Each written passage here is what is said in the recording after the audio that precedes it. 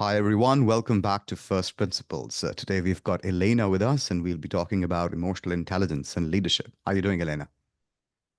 I'm doing wonderful. Thank you, Sagar. How are you? I'm very well. Elena, do you want to introduce yourself to the audience so that we can set some context? Happy to do so. I'm Elena Sarango Muniz. I am originally from Peru, and I came to the US when I was 22 years old, so a long time ago. I've been here in Houston. Now I live here with my husband and teenage son.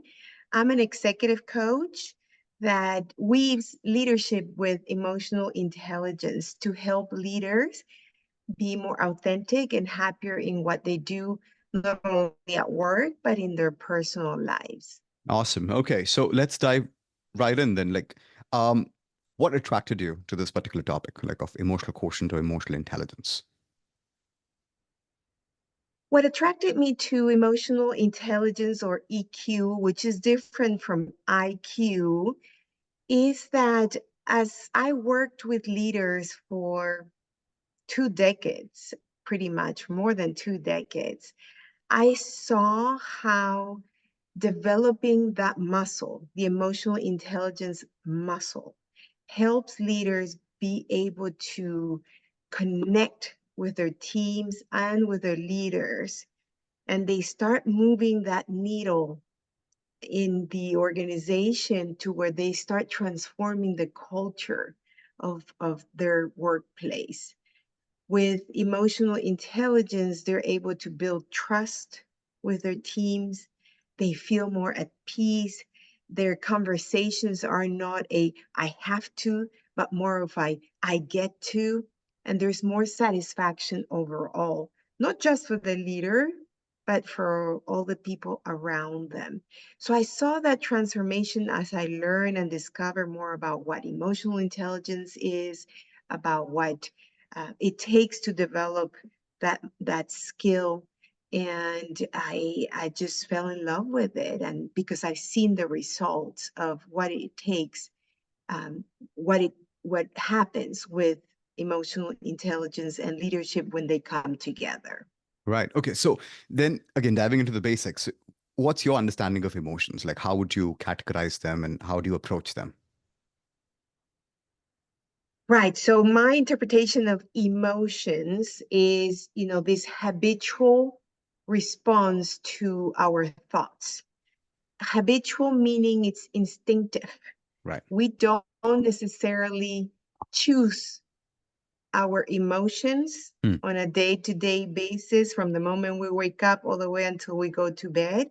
It's something that instinctively happens to us that then it's transferred or interpreted by our body. Hmm. And that's when we can tell, in the workplace, we say, oh, she's too emotional, or he holds the emotions under his sleeves, or, he's reactive, or she is, showing those emotions too much.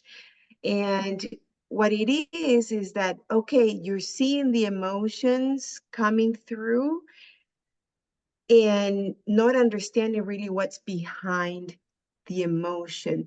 And again, my interpretation of it is that it's actually the second step from your thoughts, Hmm. and emotions show up in the body, Hmm.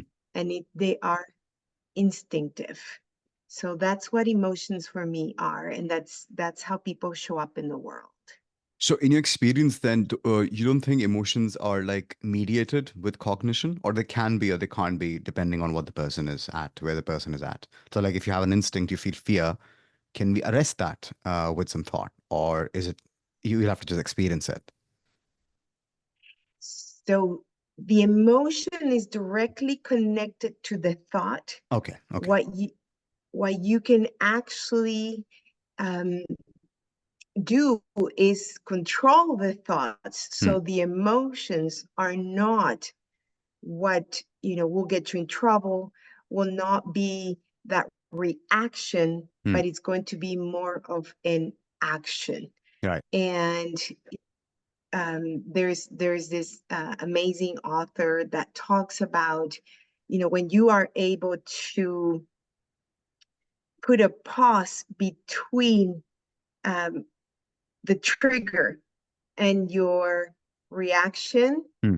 it becomes more of a decision making process rather than a habitual reaction, right? S- So that's what we're Right. trying to do with emotional intelligence. Okay, interesting. So with this method, one is essentially taking control, asserting sovereignty over that particular emotion rather than just being a helpless reactionary or just, succumbing to them. Okay, interesting. This is obviously very useful. So emotional intelligence is the method to arrest that, reaction action cycle.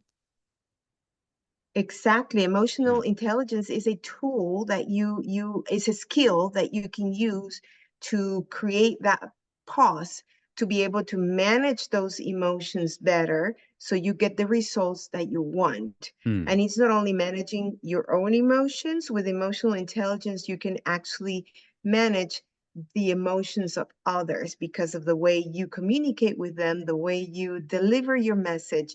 You're able to shape the way they show their emotions to you and to Okay. others.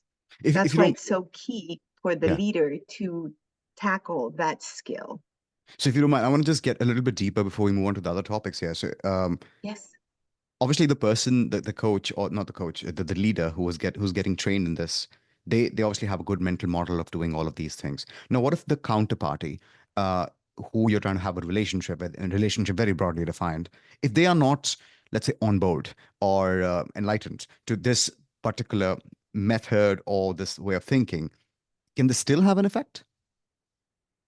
absolutely. Okay. You cannot control the way they react to what you say, but you can control what you say to that person so you put them at ease, and you can in a way shape the way they're going to feel when they react to your comment or question or whatever that you're trying to accomplish with that other person. Let Hmm. me give you an example, Sagar.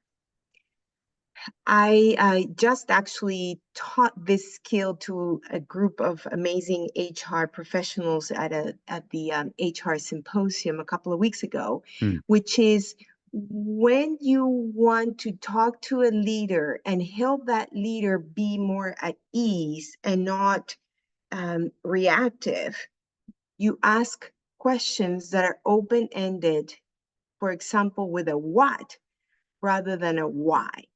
Right. So if you form your question or your comment in a way, and that's thinking ahead, you being emotionally intelligent, self-aware of how you are having this conversation with this person in front of you, and understanding that you have zero control over how they're going to react, but you have control of how you're going to present yourself and open the conversation, then you say, Sagar, what made you know, make that decision? Or what made you take that option versus the other one? Right. Rather than, Sagar, why did you decide that? Why did you choose that candidate versus the other? Hmm. The why is more aggressive, is more constrictive, rather than the why that opens a little bit more of a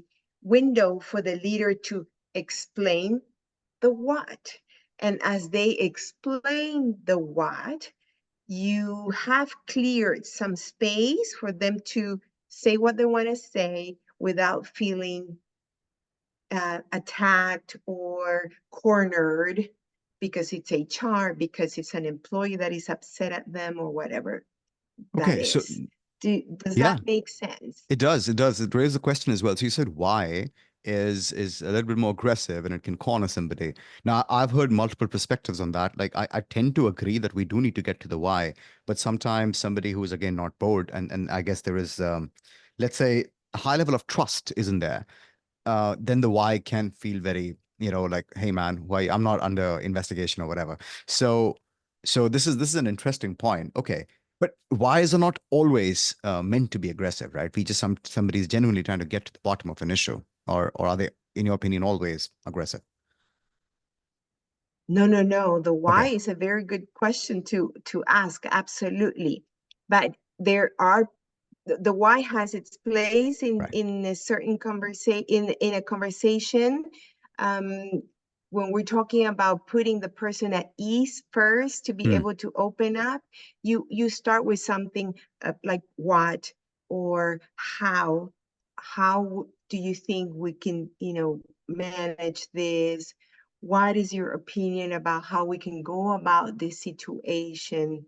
And then you can start digging. The why is more about going to a deeper level of the root cause of the problem and getting to the real bottom line Right. of the issue at hand. The Hmm. what opens up the space to breathe a little bit easier. Then you can go with the why. Okay.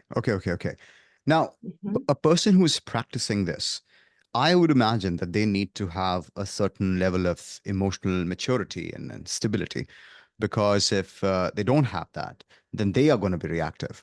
And so can anybody be, quickly coached into it, or is this generally a deeper process? As anything else, it as a skill. Emotional intelligence is a skill, so it takes practice. The more you Right. practice, it gets better. It's like a muscle that Hmm. we get stronger and stronger when we go to the gym or exercise in general. So the way I would answer that question, Sagar, is that um, you get better by practicing it, and it takes. When I talk to my clients about this, it's taking a pause. It's creating that space, as I was saying earlier, between the trigger and the response. Hmm. And when you are able to create that pause, which takes practice, then that space that you've created becomes habitual.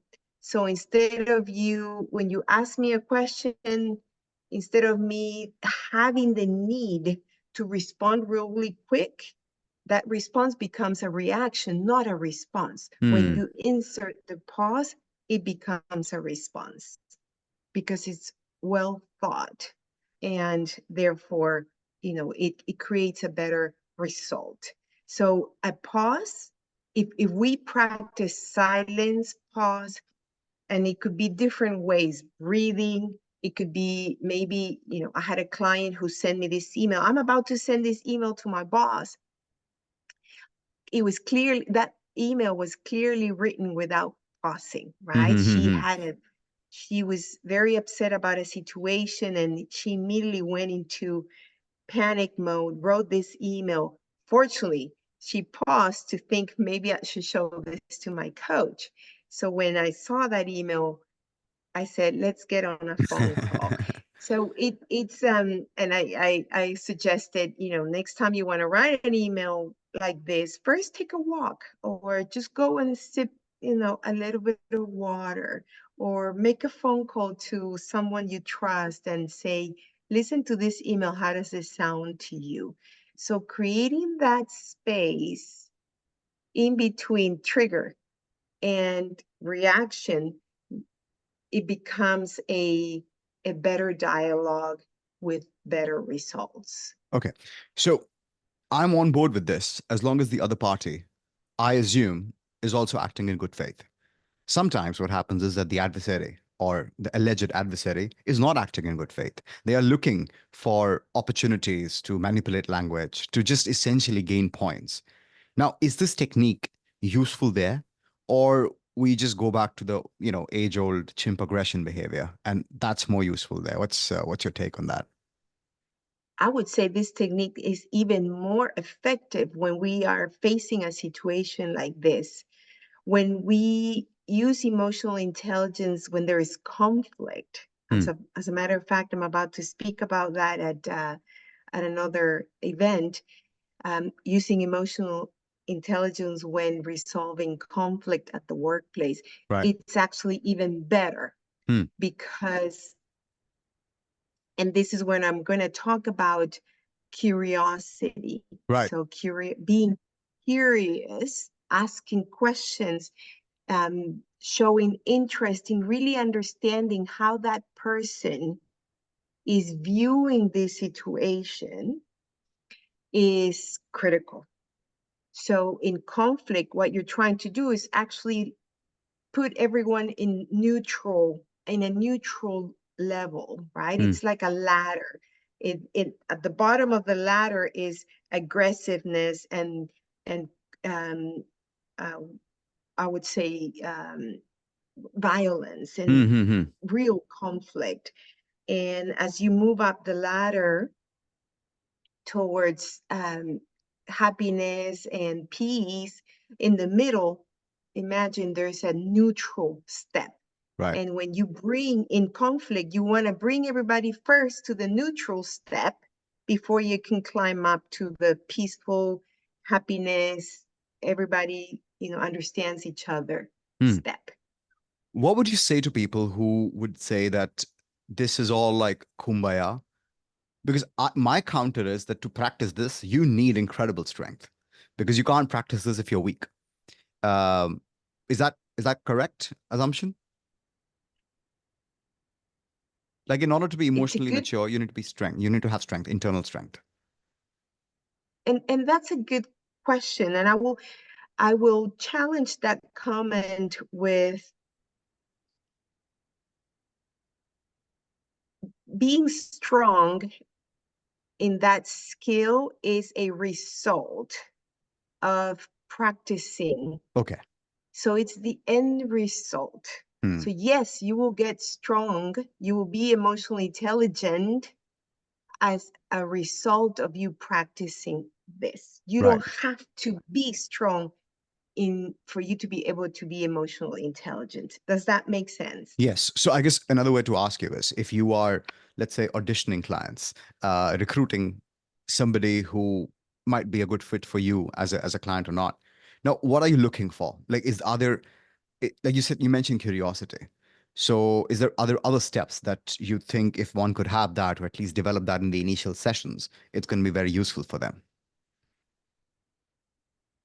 Absolutely. I mean, that's how I qualify my clients. I only work with clients that have a growth mindset, Okay. right? Hmm. Meaning they do believe that personal development is part of their growth Right. and that there is no ending to that, right? Emotional intelligence is something that we can cultivate every day until the last day of our lives. And compared to IQ, which peaks at age 17, Hmm. gets you to good college, maybe get you to a good job, first job. But emotional intelligence, since we're talking about leadership here, is what actually makes you a great leader, Hmm. someone that motivates and influences people. So going back to do you sorry, what was the question, Yeah, so Sagar, how again? how do you qualify clients? Like, so one is curiosity, and then what else Yes, do you think? how do they want to get to a future that they dream. Right. They want to, in my case, they want to be successful in their business. They want to be a successful leader. They want to make more money. They want to be influential. They want to grow to be the CEO of a company. My beautiful client that I've had for 2 years, she wants to be in a CEO role or COO role at age whatever. So when a client has that vision of themselves and their future, that tells me, okay, they know there is a way to get there. They Right. want to get there. So now it's a matter of how they get there. And that's how I help them. Okay, so taking a slight tangent here, give us your understanding of what an ideal, like, okay, not ideal, but let's say optimally speaking, what does a leader do? And then give us some examples of how that is not an action, like how leaders are leading in an unoptimal fashion, where you can come in and help. Leaders, so your question makes me think about making the differentiation between a manager Right. and a leader. Yeah, yeah, yeah. A manager executes what the leader has put as the vision. Hmm. The manager is all about executing through them and their teams. Right. A leader is the one that creates that vision that everybody can align to and be motivated by. Hmm. And the leader is constantly reminding their teams that that's where they're going and why they are going and how they're going to get there. And the manager executes step by step each goal. Okay, we've completed this goal, we're getting closer to the vision. But the leader is the one that holds that vision very clear in front of them. Right. And he or she is inspirational enough, influential enough that everybody wants to continue going that path. Right. Right. So that influence, Everyone that is committed to everyone that's that, right. right? Now, is that influence a formal influence because he's your boss, or is that influence out of like genuine respect, which has been cultivated? Influence to me is not about the role or the authority. Hmm. Influence is about feeling that connection and willingness to be part of that bigger picture because you respect this person Right. and you trust this person and you admire that person for who they are and what they Hmm. represent, rather than what title they hold or how much influence they have on your paycheck each month. Okay. Okay. Without obviously naming names and naming anybody, could you give us a few examples of where, like, in your life, you saw emotional intelligence lacking, and if people were trained in it or they were naturally inclined to it, things could come out on the other end in a much softer, better fashion. I've worked with so many leaders for so long. I can give you many examples. Um, I can tell you I've worked with leaders that are so focused and so tunnel vision on the end result, Right. particularly the money, the goal, the financial goal, that they lose track of who is actually helping them get there. Right. So those leaders that I've worked with usually are distracted by that end goal that they can't even see what's happening to their teams, to their people. And sometimes they don't even want to listen. And it's not that they do it. The worst thing is that they're not doing it on purpose. They're actually doing it without even noticing that they're doing it. Yeah.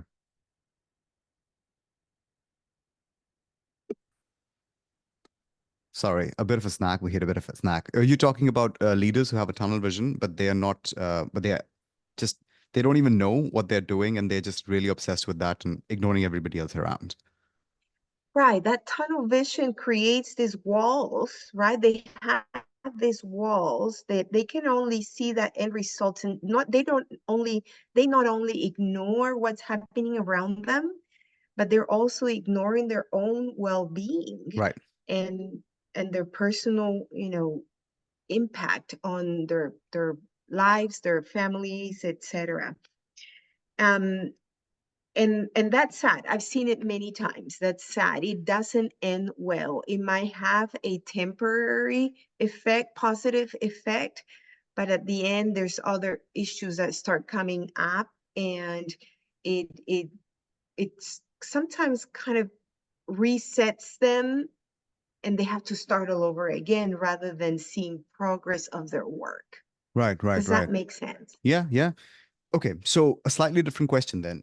In the emotional intelligence landscape, is it better to, well, I'm assuming the answer is yes, but like, what's the exact goal here? To be in touch with your emotions first, because you know you have control over that, or to be essentially just attuned to what other people are thinking? Because in my head, that can very quickly get into a subservient fawning behavior, which is obviously not helpful in leadership positions or any other position. So how do you navigate that? Good observation. So you will become funny if you are not self-aware first. Mm, So to answer your question, absolutely. You have to be self-aware. That's the foundation mm, before you can progress into the other components of emotional intelligence, one of them being social awareness, meaning creating and maintaining relationships. mm. So if you that's why developing yourself, working on your own, being aware of how you're showing up in the world every day, especially what are your thoughts, what is your inner chatter, and how you treat yourself is so important. It's so important for you to be successful in that next step, which is the social awareness. Right. Okay. So obviously that is it's the social awareness because I've experienced that with myself as well, like a high level of social awareness and then a low level of self-awareness, which is not a good combination. So I had to like without knowing what I was doing, hack that circuitry and sort of change it and make it the other way around. So yeah, yeah. Okay. And I think a lot of people, thank you for saying that, Sagar, because that makes you, that tells me how self-aware you are, that you're able to be vulnerable and share that with your audience.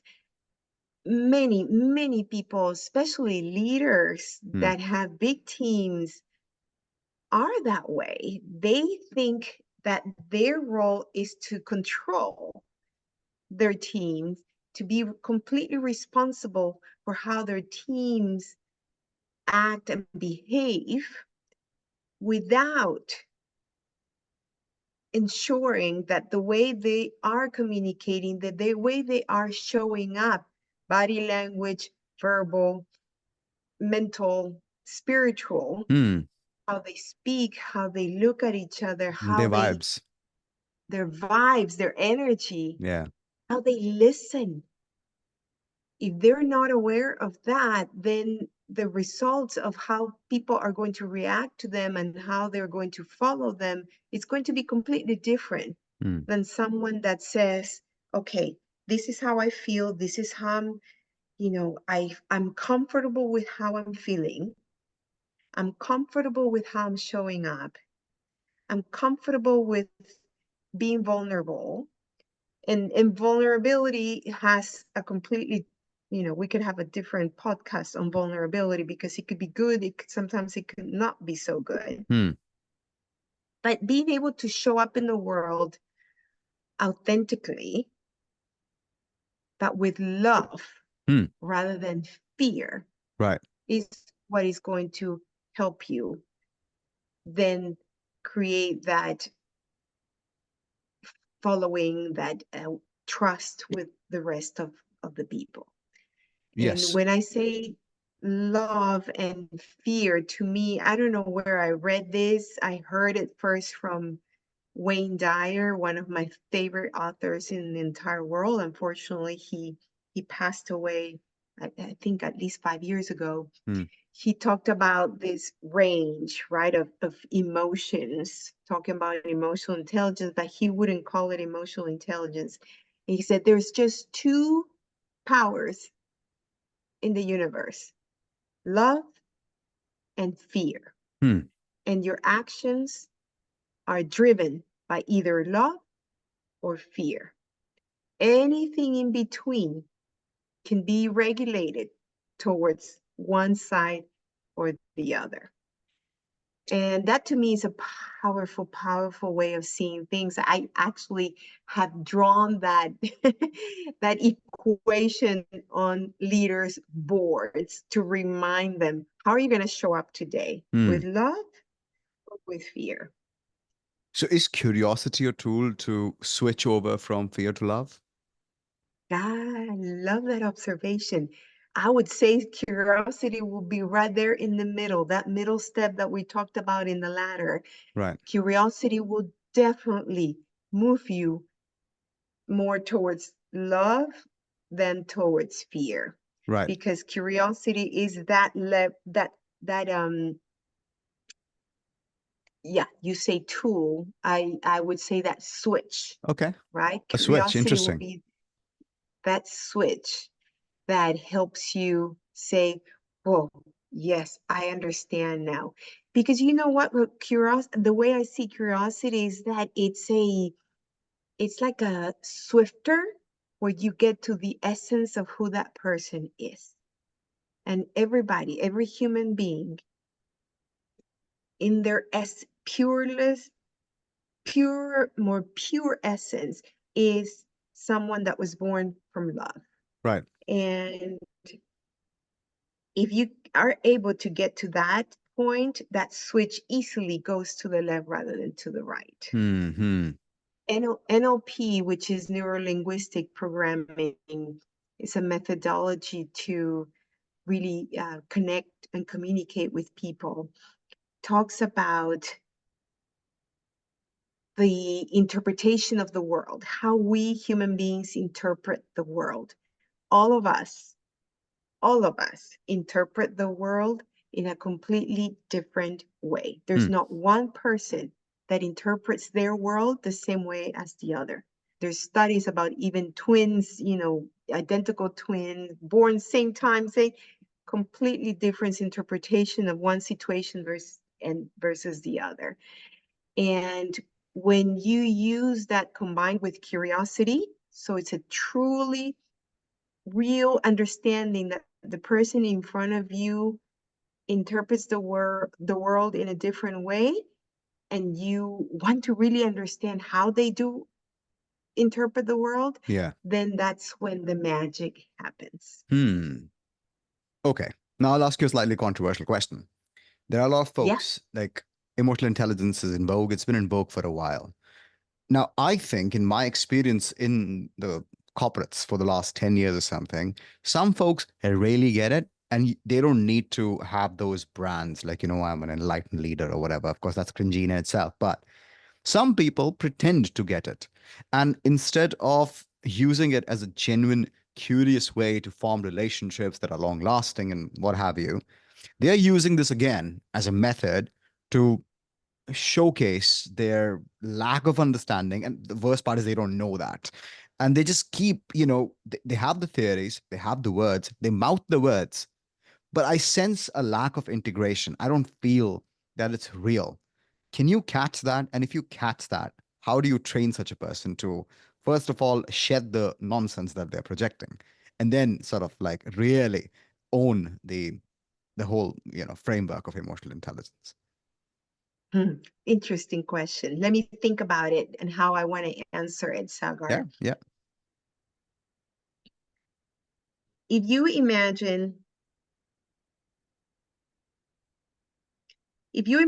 emotional intelligence as a circle, Hmm. okay, and at the edge of that circle is what it's called well-being, which is really the purpose of developing emotional intelligence, is the well-being of the individual, the Hmm. person that you're trying to develop emotional intelligence for. What is well-being is the collective of the different areas of your life. So when those individuals want to use curiosity or certain tools without really understanding how it impacts their well-being, those areas of their life will be imbalanced. Okay. The social aspect, the career aspect, the spiritual aspect, the body aspect, the intellectual aspect, they will not be in balance. Therefore, the well-being is not going to be complete. Hmm. When they use when their emotional intelligence is low, and they are in a, which I understand is your question, in a place of power, Yeah. And they're it's faking it. And they don't know it that they're faking it. exactly, Yeah. they're not authentic. Hmm. So they're not in balance themselves, because they're not seeing this as the circle Right. that um, aligns with who they truly are as an individual. They Right. lack the understanding of how all those components affect the whole ecosystem Right. Right. for Right. them. Right. Does So that make sense? yeah, my analogy is like I really like Swiss watches, right? I till now I've only been able to afford one, and the cheaper one, Tissot, right? I think it's for I think 400 euros. Now I want to get Rolexes because I really do admire the engineering behind it, but obviously I understand that it has like a sociological effect, like people look at you, right? So in my opinion, I want my motivation for any kind of let's say items of great respect, and people who look up to it, should be at least 70% intrinsic, like I really care for the engineering, or I really care for the design and the product, and maybe 30% show off, whatever. It has to be secondary. I do have an issue with folks in which it's reversed. It's like 70% show off or 90% show off, or like just total show off, and they don't care about watches at all. I do not know how to. It's very difficult for me to come up with a framework to identify it, but it's based on vibes, and that's why I asked you this question related to emotional intelligence, and the way you break that is like, is it hard to let me just try and think of this question. Somebody is already in that mindset. Is it going to be hard for a coach to sort of like shatter that belief that they are kind of, they, they are they're being fake about this. They have to first accept that and then sort of go deeper. Like, is that a hard conversation? And if yes, what's the best way to tackle it? As a coach, you depend a lot on the coachability of the individual in front of you. Mm, The most powerful transformations come not from how powerful the coach is, but how powerful the individual across from you is.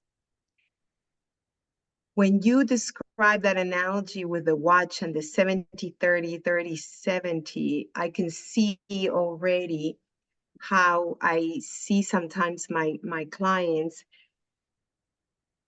You're talking about external motivators versus internal motivators. yeah.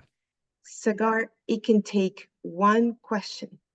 It can take just one question to the coachee, to the client.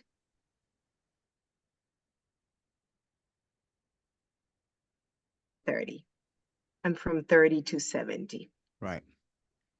It's about them really being prepared to see their life and dig so much deeper than they've ever dig before, Right. and being able to see really what the purpose of their life is, how they see themselves in the future. And sometimes it's actually taking them back to when they were in their childhood, Mm-hmm. and understanding.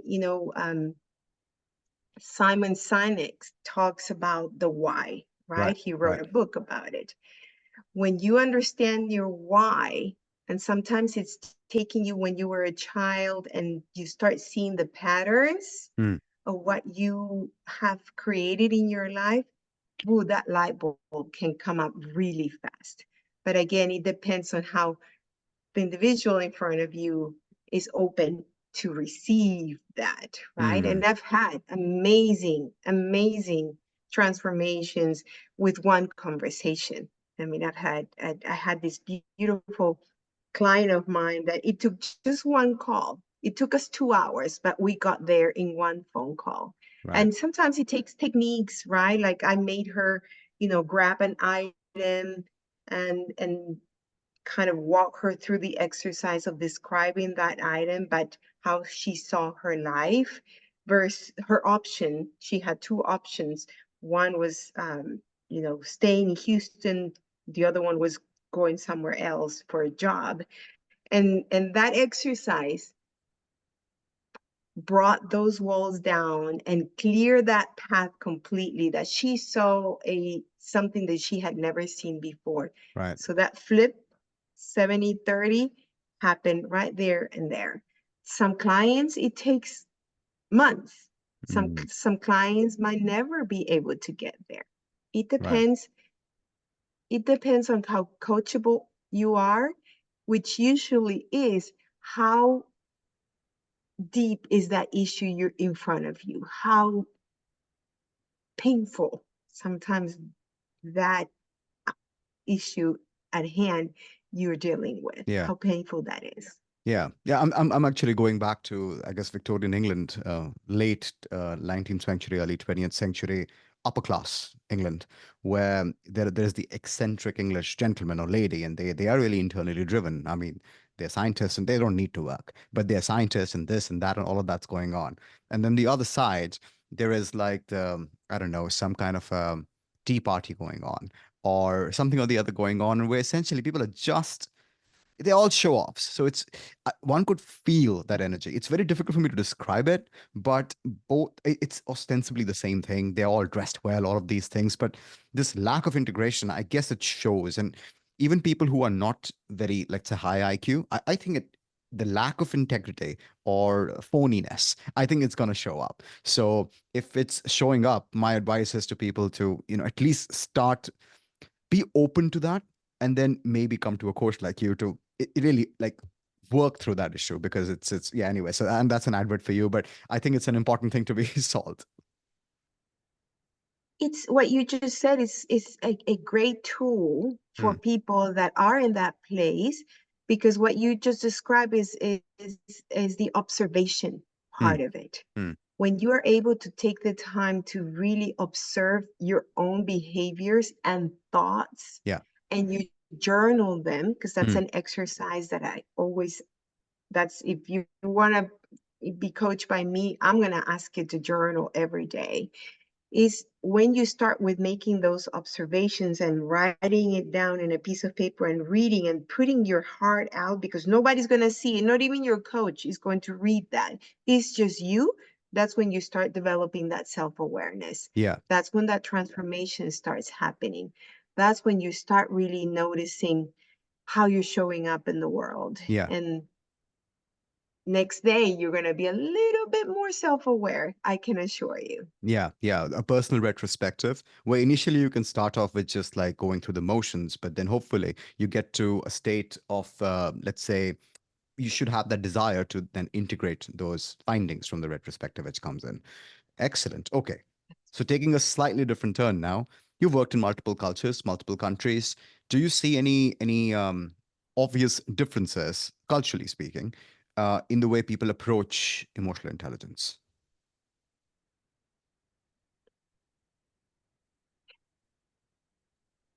Everywhere I have worked,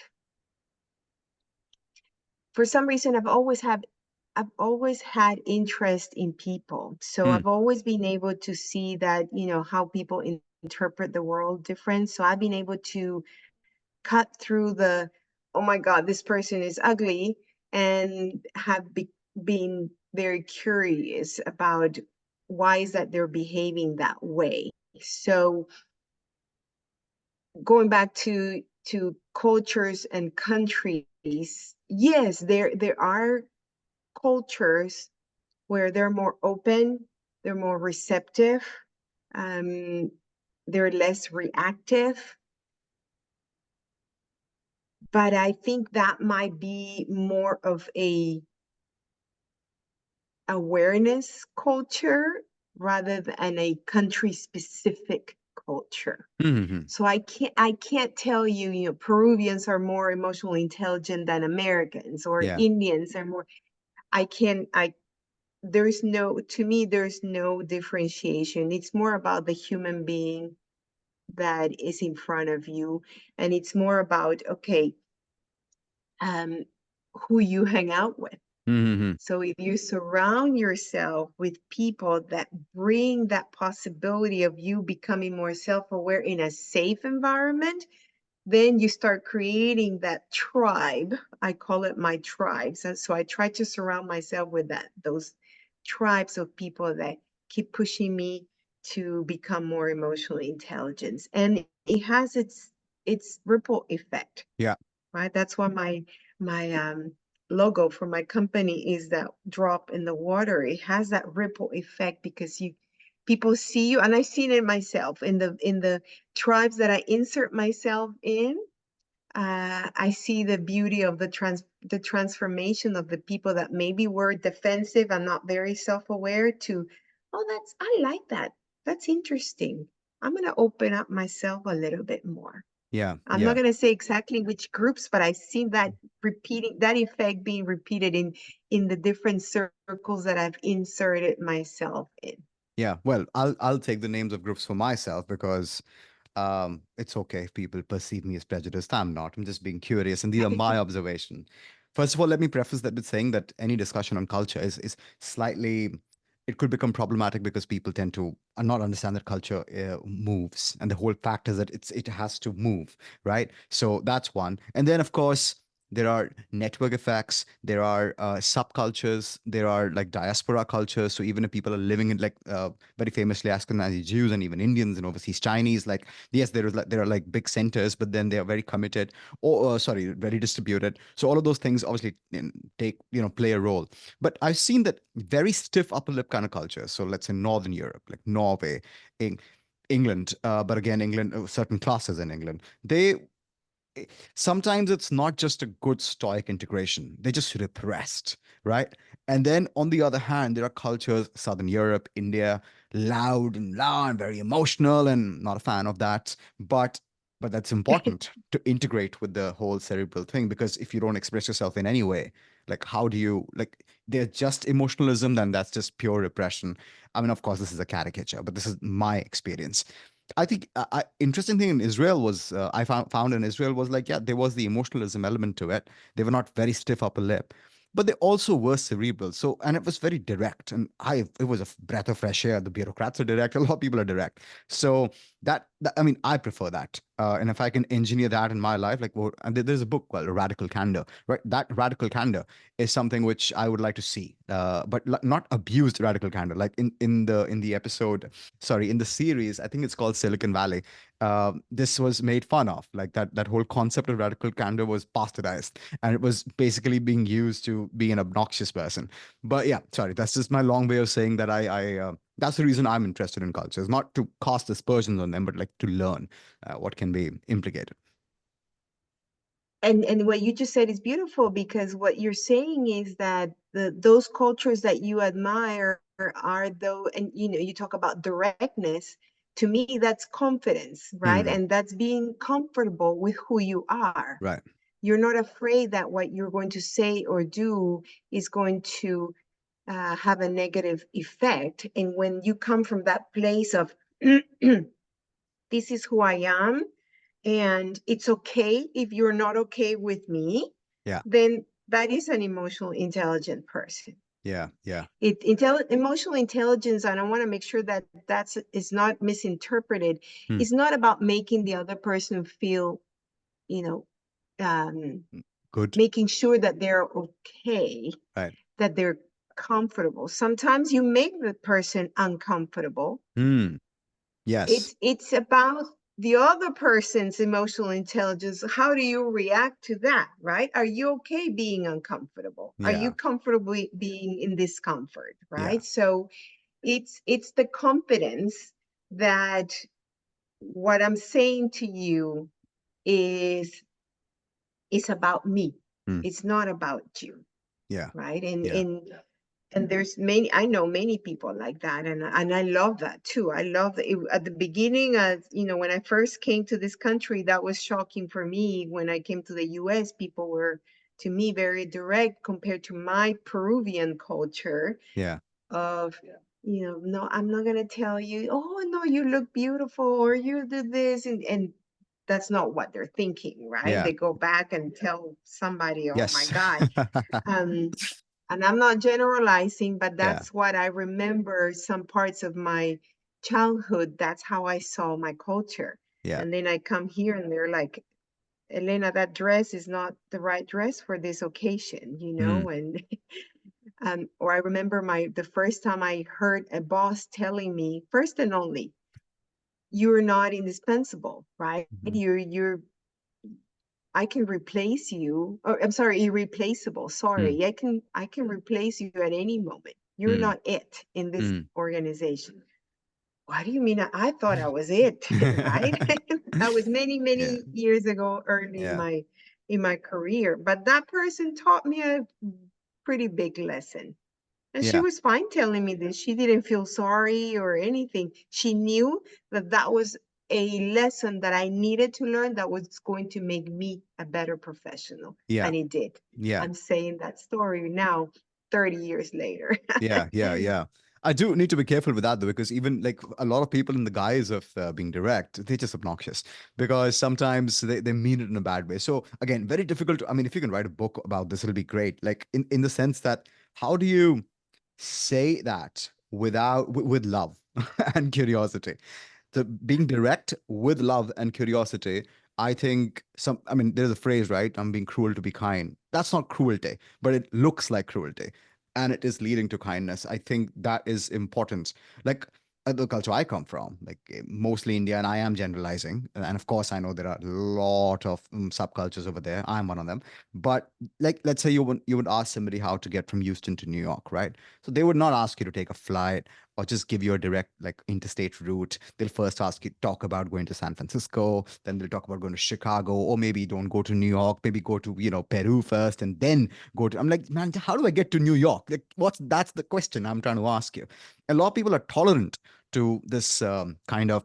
I don't know, slight like depending on the context, they'll just go on and on, and I wasn't. So I was called rude so many times. Of course, then I became friends and I wasn't considered rude. But if I would have just taken a step back, I don't know if I would be successful because it's like, come on, you gotta stick to it. So that's why I'm concerned about how much is too much and how much is not too much, and that's why I was asking these questions. Anyway, yeah, No, but I think it's an important, clarification we need to make here, because I do have potential clients that come to me because they have that issue, right? right, I'm right. perceived as rude, or I am perceived. As a matter of fact, I worked with a client who was his company called me, and he was being perceived as too direct, and, and they wanted help with him fixing that.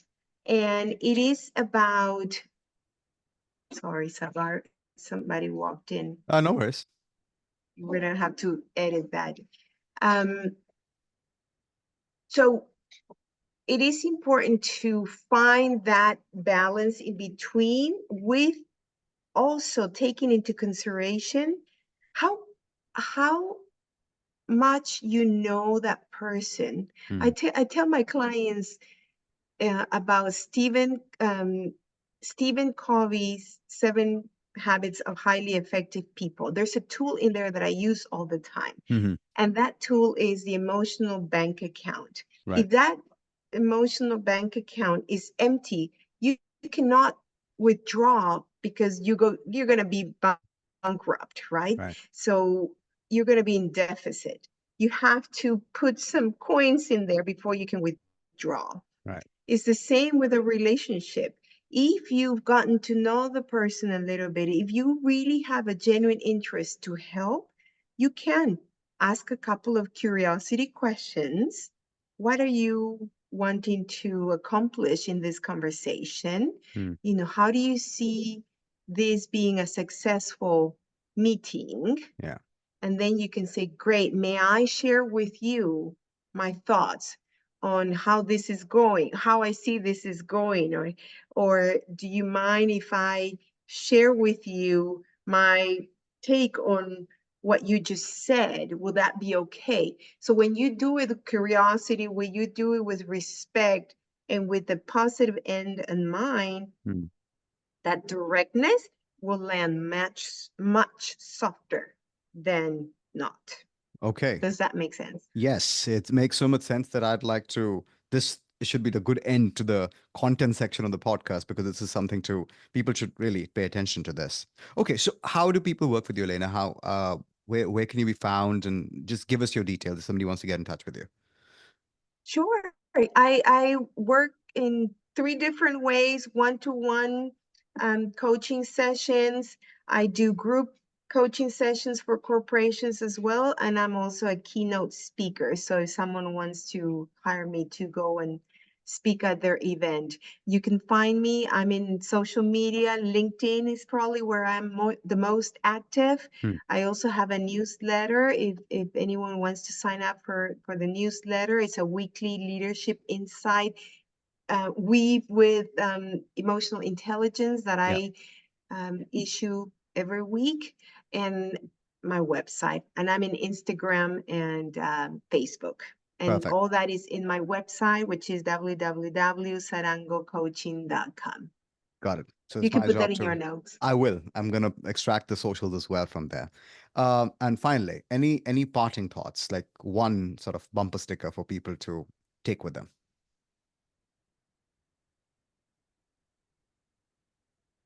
We've talked about leadership and emotional intelligence, and I think it's good to remind everyone that you don't have to be a leader per title in some kind of organization Right. to become the leader that you want to be every day in your life. You could be a leader in your community, you can be a leader of your family, you can be a leader of your own life. Right. The whole concept of being a leader is to be able to take control and lead your life in a way that will be um, purposeful for you, and it will make you a happy individual. Awesome. All right. With that, bye everybody.